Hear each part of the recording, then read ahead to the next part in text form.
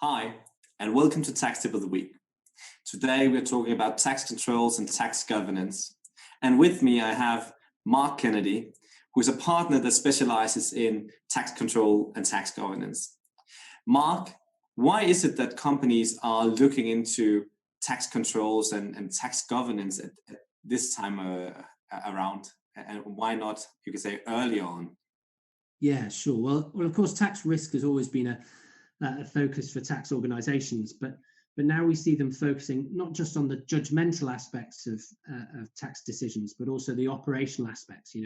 How do they flow into the processes and systems within the business? And this is prompted really by two things. First of all, tax legislation and tax authority practice, which requires companies to have effective tax control frameworks. And if they don't, they get more audit attention, penalties, and possibly reputational damage. But also we see all of the big changes in the world right now, reliefs in relation to COVID, remote working, changes in global trade, climate change policies. All of those things come with tax risks, and audit and risk committees want to know that they're well managed. Thank you, Mark. And if we then look at what is it then the group tax function or the tax function can do, what should they be aware of, and what do you see as being best practice from a tax department today? Sure. Well, I think first of all, group tax functions need to take a lead role in responding to this. They need to help the organisation develop a global framework which applies across taxes, divisions, and jurisdictions. They can't just focus on corporate income taxes and their key locations. It really needs to be a global response.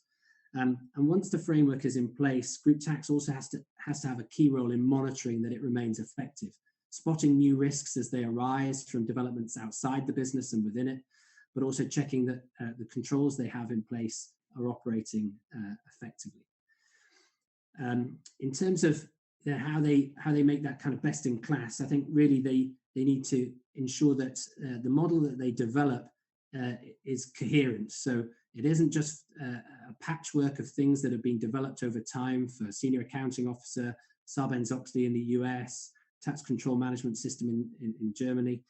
They've stepped back from that, ignore the noise, have a global framework which they can adapt for particular local needs, but really scale up as their business grows and maybe they have transactions.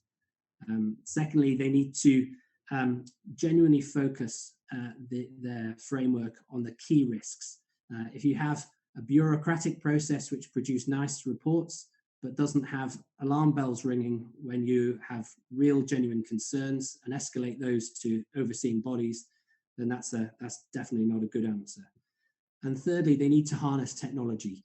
A group tax function has very little chance, I think, of managing risk across all of the taxes and jurisdictions for which they will be responsible without proper application of technology. So sensitizing your ERP for tax matters and making sure you have automated controls within those systems is really important.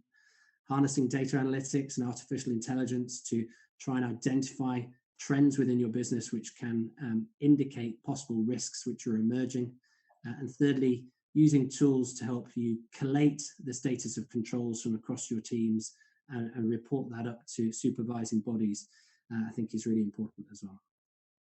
Okay, so a focus on the use of technology, understanding the changed landscape, understanding, say, your stakeholders, and then build a solid tax control framework with solid controls in it around that is kind of what I get out of your thoughts here. So it's a really good tip to give to the crowd. Thank you all for listening in on this tax tip of the week. We look forward to serve you the next tip next week. Thank you.